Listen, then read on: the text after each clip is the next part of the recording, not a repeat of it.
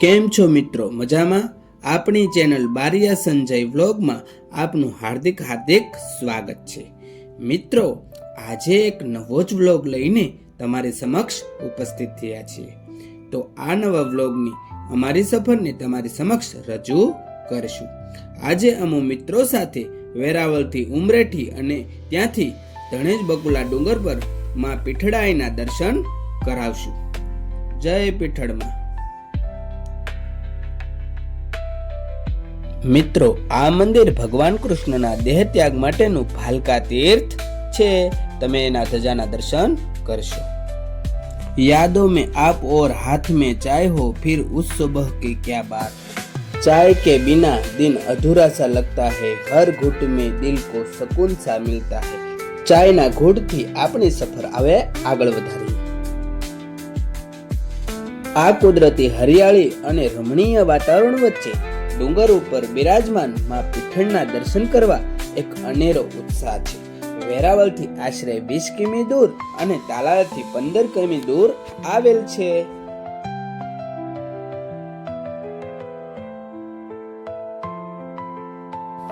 આ 52 ગજની ધજાના દર્શન કરવા એ પણ આપણા મનને શાંતિ અપાવે એવા દર્શન છે।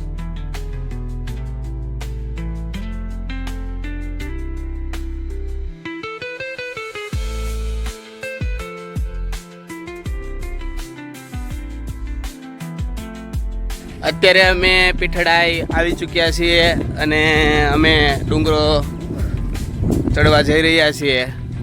અંદાજે 101 પગથિયા છે। અમે દોસ્તારો સાથે આવ્યા છીએ, તો સંપૂર્ણ વિડીયો જોતા રહેજો। આખો પીઠળાઈનો તમને વિડીયો બતાવશું।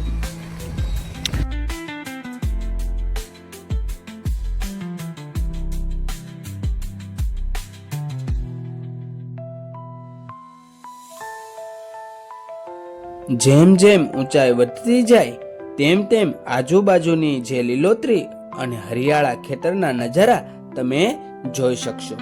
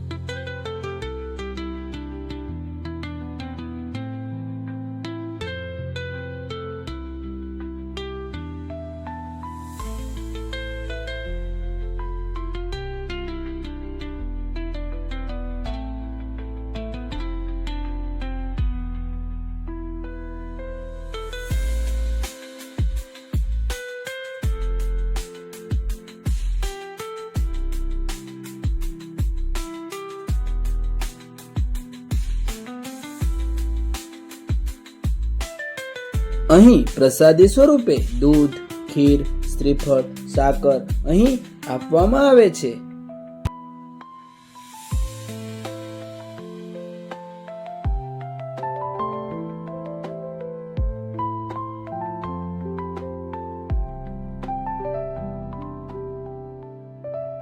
અહીં દરેક વર્ણના લોકો પૂરા મનથી માતાને માનતા પ્રાર્થના કરે છે અને મા તેની મનોકામના પૂર્ણ કરે છે। મોટા ભાગના લોકો સંતાન પ્રાપ્તિ માટેની માનતા લઈને આવે છે। એવું કહેવાય છે કે મનની ગહેરાઈ અને સાચા મનથી માંગેલું ફળ માં આપી જ દે છે।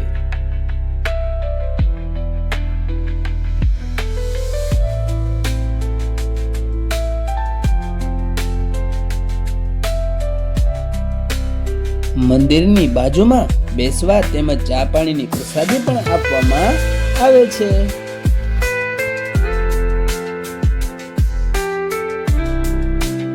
પાસે હિરણ ડેમ પણ આવેલો છે, તેની પણ તમે મુલાકાત લઈ શકો છો। જ્યાં તમે ફોટોગ્રાફી કરવા માટેનું એક અગત્યનું સ્થાન પણ ગણી શકો છો। અહીં ગુજરાતી કેલેન્ડર અનુસાર ભાદરવા મહિનાના દર સોમવારે મેળાઓ ભરાય છે।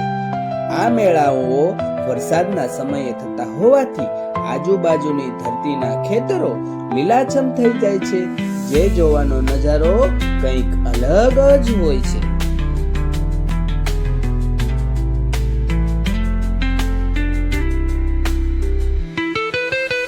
કુદરત ખીલે ત્યારે 16 કળાએ ખીલે અને કુદરત રૂઠે ત્યારે સર્વસ્વનો વિનાશ સર્જે છે. આથી જ્યાં પણ જાઓ ત્યાં સ્વચ્છતા અને કુદરતી વસ્તુઓનું ધ્યાન રાખવું જોઈએ.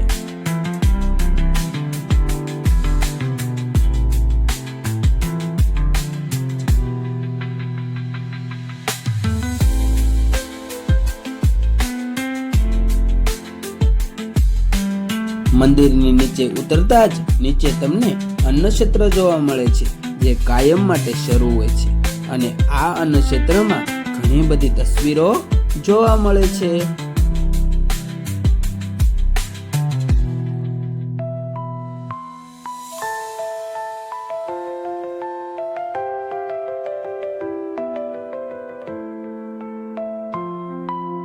મિત્રો, આ ફોટાઓ માતાજીના આશીર્વાદ અને માનતાથી સંતાન પ્રાપ્તિ થઈ હોય તેમની તસવીરો તમે અહીં જોઈ શકો છો.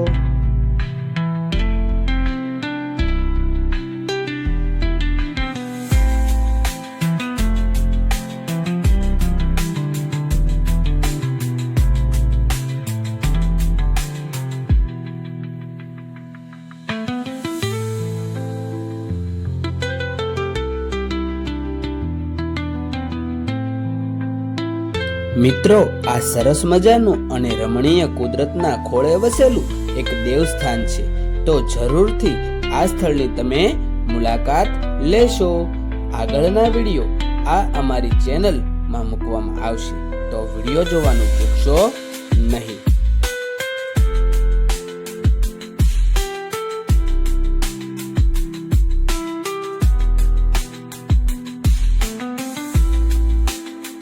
હું આશા રાખું છું કે આ વિડીયો તમને જરૂરથી ગમ્યો હશે. જો ગમ્યો જ હોય તો લાઈક, શેર અને કોમેન્ટમાં પીઠળમાં લખવાનું ભૂલશો નહીં અને નવા જ હોય તો સબસ્ક્રાઇબ કરવાનું ચૂકશો નહીં. આવજો મિત્રો.